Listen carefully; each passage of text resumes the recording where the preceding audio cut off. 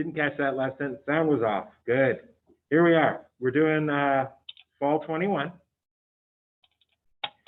Here's a little reminder. Test 2, fall 21, test 2 is your study guide. Question by question will be matched on your test next Monday. And we're going to have a mechanism similar to this one. You know, I like the square. When was the last test 2 with mechanisms on it that didn't have a square in it? You're going to be looking pretty hard. Okay. All right. So in your explanation, you're going to be talking about ring strain, like torsional strain and angle strain, please. But regardless, mechanism. Either question 1, which would be the one where you're doing the mechanism and then the labeling with Lubnu Habibi. And then question 2, both of them start the same way with the arrows. Where's your first arrow start? Well, the pi bond. And where does it end? At the strong acid proton. Look for the strong acid and attack its proton. How many cations do you draw? Regardless. Yeah, she's got 2. I only saw one. She's showing it like this. 2. Always draw 2 cations. You get 2 carbons and an alkene. So that's 2 points for drawing the cation. You get a point for the arrows that you just did, and a point for every intermediate until the end. So 2 quick points for just carefully copying everything except for the pi bond. And you put a cation on one of the carbons for the first one, and the other carbon for the second one. That's a nicer one so far, isn't it? That's a nicer one. I'm pretty sure we did this video in the other section. It's coming to me now. It's okay. They didn't have that important announcement up there.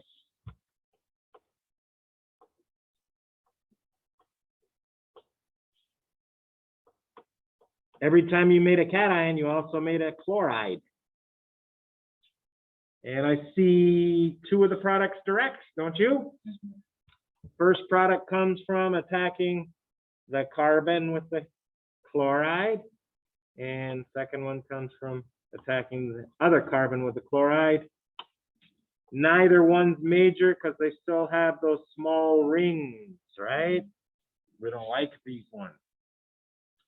So you clearly need 2 more cations, 2 copies of these original cations. I don't know if you need both, but the only one of these 2 cations that can rearrange the smaller ring is the one that has the branched carbon of the ring adjacent to the cation. That will rearrange to a bigger ring. This will not. The rearrangement only goes to an adjacent atom, not 2 atoms adjacent. The adjacent atom only. Okay, so you're going to use this cation 2 more times. 2 more times. You ready?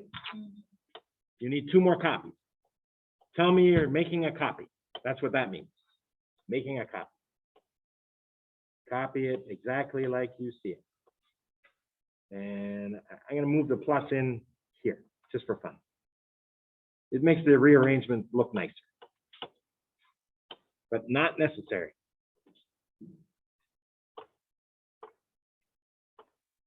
And the cation right there.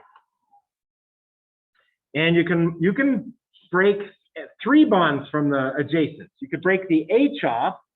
There's an H here, right? And rearrange to there. And then you'd still have a square with a cation. Why do we not want to do that?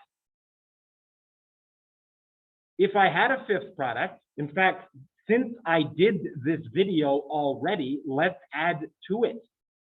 I'm going to give a 5th product right now. And here it is.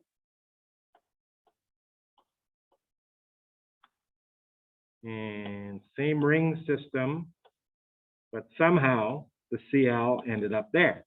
And there you go. And yes, I can get that from the same carbocation. So I'm going to make a 3rd copy. And we're going to do every possible rearrangement of this cation. That's good. It makes it a better review video. There's an H on here.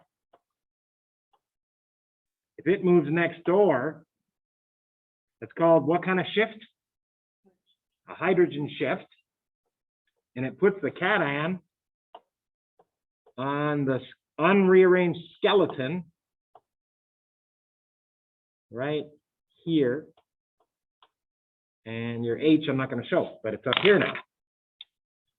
And Cl minus comes in, you say, oh, I don't have a Cl minus. Sure you do. Just draw a Cl minus. When that rearrangement happened, there was a Cl minus with it to start with. There's a Cl minus with it to end. Make a bond all the way to the C, and you've made that minor product up there. Okay. So that's one bond you can rearrange. There's two more. There's this bond, and there's this bond.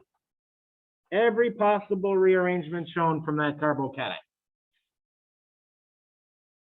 And I like the letters to help you see. They're not mandatory, these letters at all. I don't need to see any of them.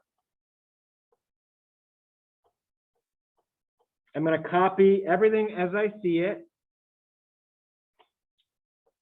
except for the bond I broke, which is A bonded to D. That bond will be missing.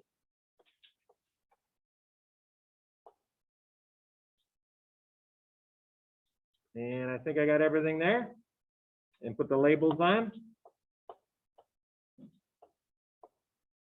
And where's the new bond? What two letters?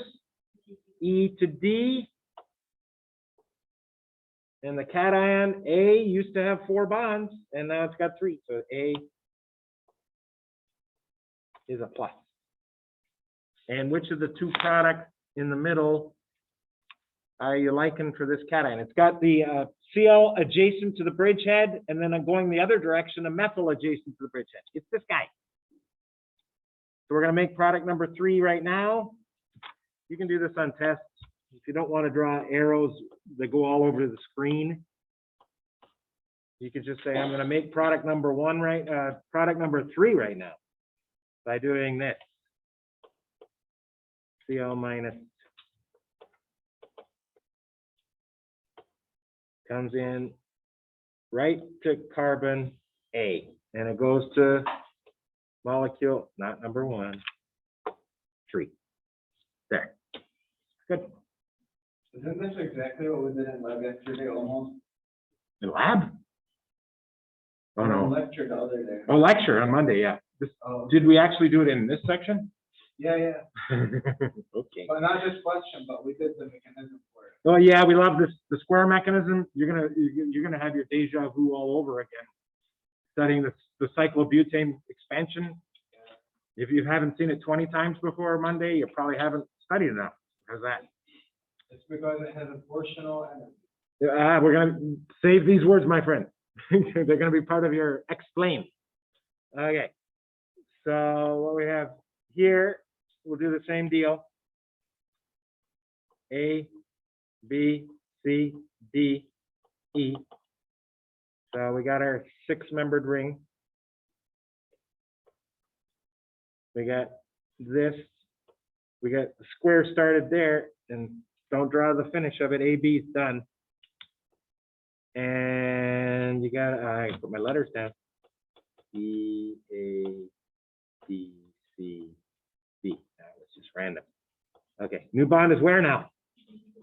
B to E and A once again. Carbocation. It lost out, didn't gain it back. I think we're going to product 4 now, right? 4 and 3 are beautiful products. Yeah, there, we can see it. Cl minus just got to come in. And go all the way right there. I don't like that red line crossing my bond. I like that. There was nothing wrong with what I had. I just don't want confusion. Okay, and I think we got all 5 we need to talk about these two new cations down here, because this is where it all happened, and we decided that these are going to be major.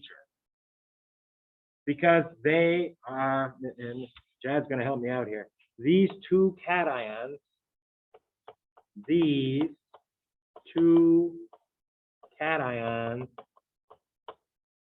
this and this, have greatly reduced